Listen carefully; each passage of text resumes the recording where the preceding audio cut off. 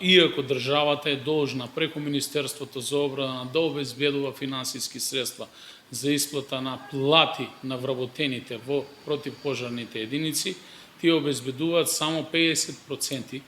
од вкупниот износ на ниво на државата, додека останатиот износ го обезбедуваат општините од собствените буџети.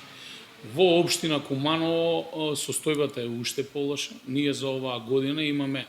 некаде на располагање околу неполни 17 милиони денари за плати кои што ни се трансферираат од страна на државниот буџет, додека од собствен буџет имаме обезбедено некаде до 38 милиони денари за плати. Што тоа значи за нас? Наместо парите да ги трошиме во дел на реализација на инфраструктурни проекти и да реализираме капитални инвестиции за градот, согласно ваквиот начин на уредување на противпожарните единици кои што се неминовни,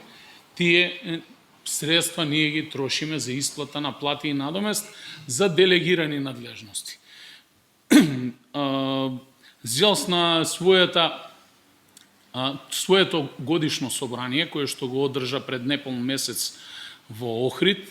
на еден од главните заклучоци на собранието на ЗЕЛС беше да се побара од владата во најкосможен рок да изнајде начин да ги исплати овие средства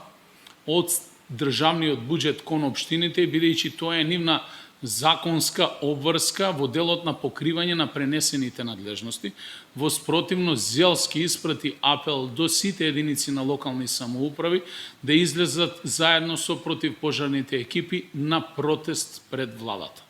Ние оваа го бараме подолг временски период, повеќе од 4 години, правевме различни анализи,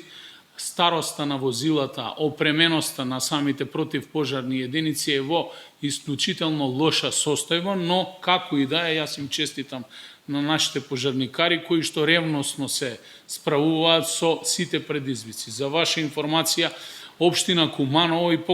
беше една од ретките општини кои што инвестираше во основна опрема на пожарникарите.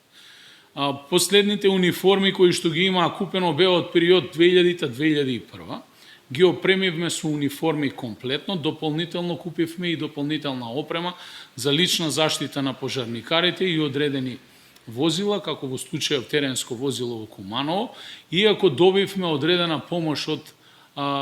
Дирекцијата за заштита и спасување на одредени возила, сепак сметаме дека тие набавки се централизирани и истите не соодействуваат со реалните потреби. Зошто? Иако имаме испратено во неколку наврати и до дирекцијата и до владата барање, дека имаме потреба од обезбедување на возило со специјална скала,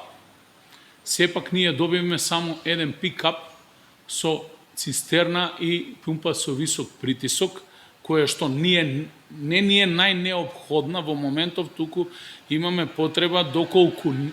не дај Боже во иднина избие пожар на некоја од висококатниците, ние ќе се соочиме со проблем да чекаме на подршка, да ни дојде помош, најверојатно од Скопје, бидејќи според мои информации во Македонија има само едно такво возило. Значи,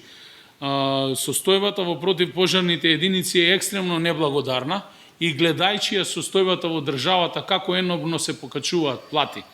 само иницијативно на самите функционери, сметаме како ЗЕЛС дека ќе беше многу подобро решение доколку истите тие средства беа пренаменети за опремување на противпожарни единици и за многу други, многу попотребни работи.